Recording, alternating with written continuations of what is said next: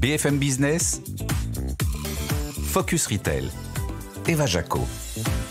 Bonjour à tous, je suis ravie de vous retrouver pour cette nouvelle émission de Focus Retail. Au programme, dans un secteur du prêt-à-porter en difficulté, le groupe Etam tire son épingle du jeu entre préparation de son 16e défilé et son développement aux États-Unis. Le leader de la lingerie poursuit son expansion. Le co-gérant du groupe Etam, Laurent Milker, sera sur notre plateau pour nous en parler. Et puis le retour en ligne, un défi coûteux pour l'industrie de la mode. C'est ce que souhaite révolutionner notre start-up de la semaine, ça s'appelle Clip. On recevra son cofondateur, Federico Fortis. Focus Retail, c'est parti. Focus Retail, l'interview.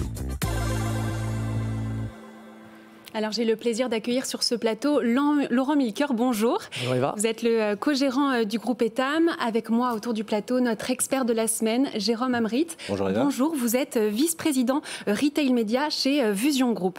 Alors Laurent Milker, votre événement phare, c'est le live show Etam. Ça a lieu pendant la Fashion Week, donc là ça approche puisque c'est le 24 septembre prochain. Vous êtes la seule marque grand public à défiler comme ça pendant la Fashion Week autour de grandes marques de haute couture.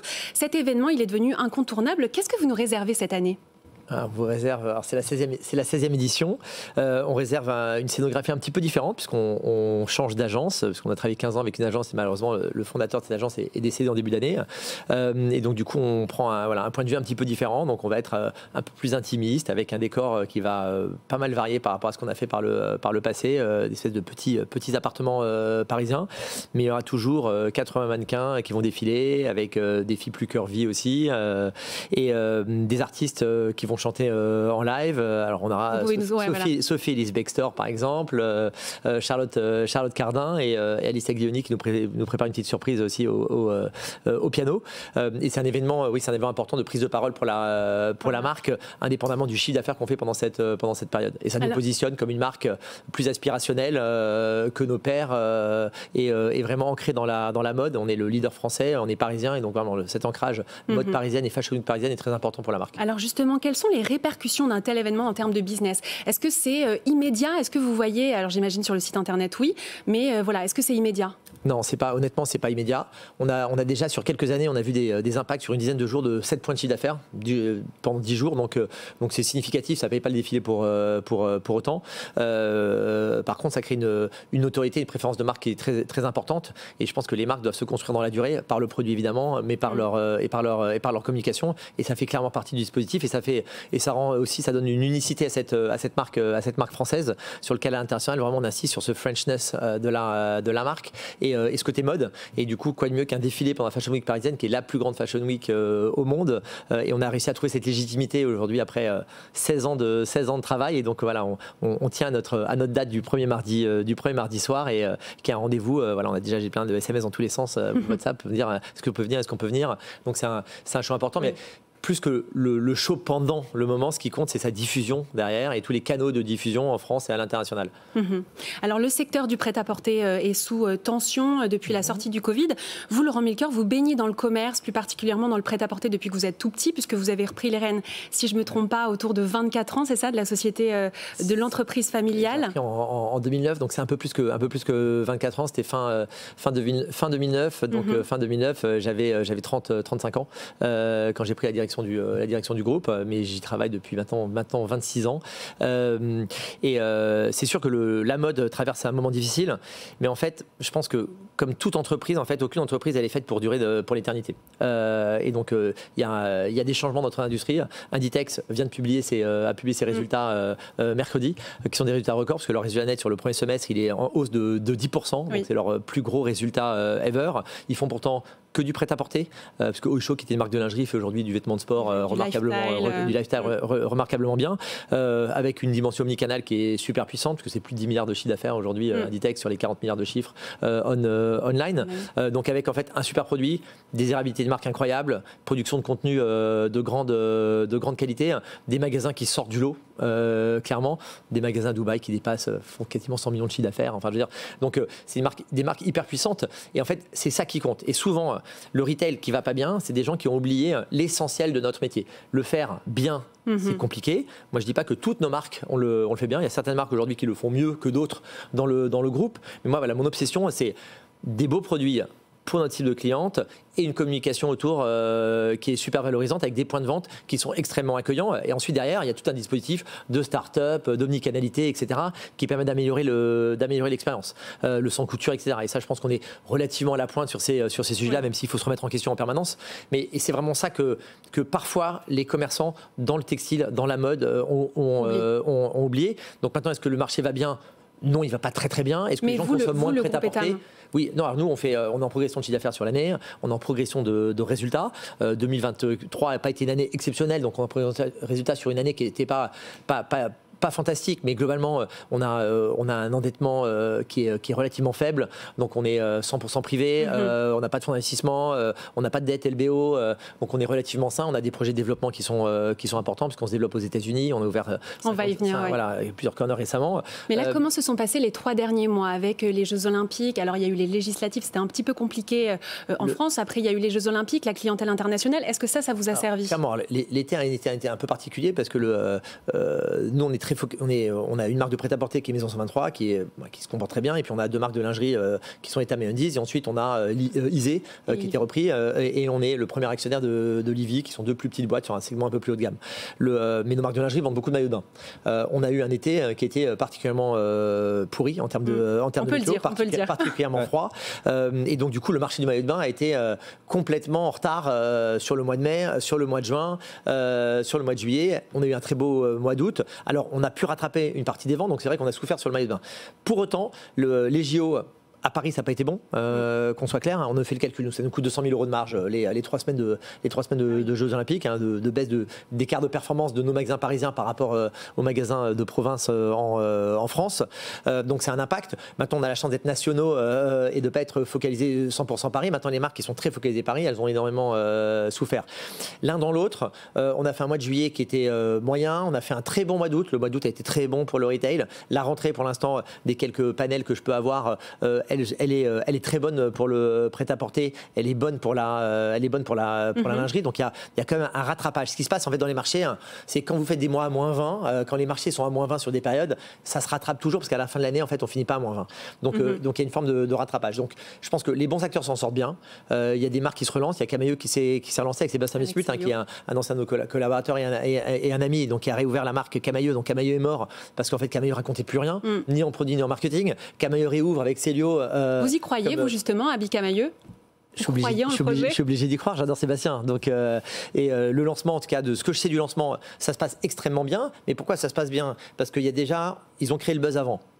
Ils ont un positionnement produit qui est différent de tout ce que les autres acteurs français font sur le marché, qui peut s'apparenter à un espèce d'Uniqlo français, donc avec ce French Touch à la Uniqlo. Il s'adosse à un Célio qui a été complètement réinventé ces 5 dernières années et qui est performant sur des plus grands points de vente, qui ont donc créé des économies d'échelle en rajoutant une catégorie de produits pour une marque qui est encore iconique dans la tête des consommateurs et qui est beaucoup mieux exécutée que ce qu'elle avait été exécutée. Donc en fait, il y a quand même beaucoup d'éléments sur le papier qui font que ça peut fonctionner. Après, c'est l'exécution, c'est la résilience dans la durée, c'est le renouvellement de l'offre, c'est d'apprendre du lancement avec des choses qui sont positives et d'autres qui vont être moins positives. Maintenant, pourra partager avec lui les chiffres des 10 premiers jours. Ils sont largement au-delà de leurs attentes, et donc le retour consommateur, il est très positif. Donc vous y croyez? Donc j'y crois, oui, je pense que ça peut fonctionner. Est-ce que ça peut fonctionner comme un Camaïeu standalone sur des magasins de 200 mètres carrés? Ça, je pense que c'est terminé. Vendre du prêt-à-porter à 30 € sur 200 mètres carrés, c'est quasiment plus possible, parce que les acteurs concurrents, ils ont 1000 mètres carrés, ils ont des économies d'échelle, ils ont des niveaux de notoriété, donc des niveaux de médias qui font qu'à un moment donné, vous ne pouvez pas vous rattraper. Vous ne pouvez pas lancer une marque de voiture qui est une marque généraliste from scratch. Vous pouvez lancer une marque de niche.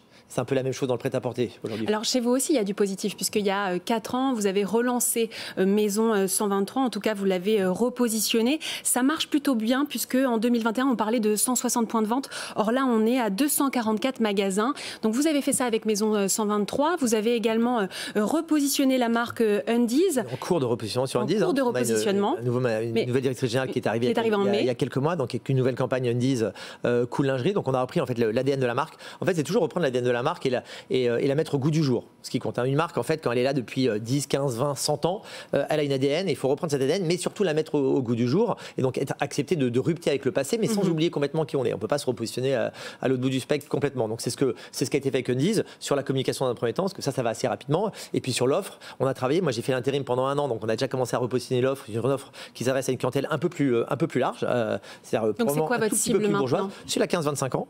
Clairement, c'est une jeune femme. C'est une jeune femme et une jeune femme populaire au sens noble du terme, et également un peu bourgeoise aussi. Et parce que quand on vend des produits à 9 euros, à 10 euros, on est obligé d'avoir un spectre de cliente qui est super large. Et donc en fait, on ne peut pas avoir qu'une cliente populaire. Il faut aussi que la fille un peu plus cool, on va dire, se dise tiens, pour 9 euros, en fait, il y a un truc super sympa, j'ai envie de l'acheter. C'était le succès d'H&M au début. H&M a perdu de ça. Post-collab, des prix incroyables avec des top modèles, etc. Parce qu'ils sont un peu rentrés dans le rang, parce que probablement leur part de marché national est devenue trop importante.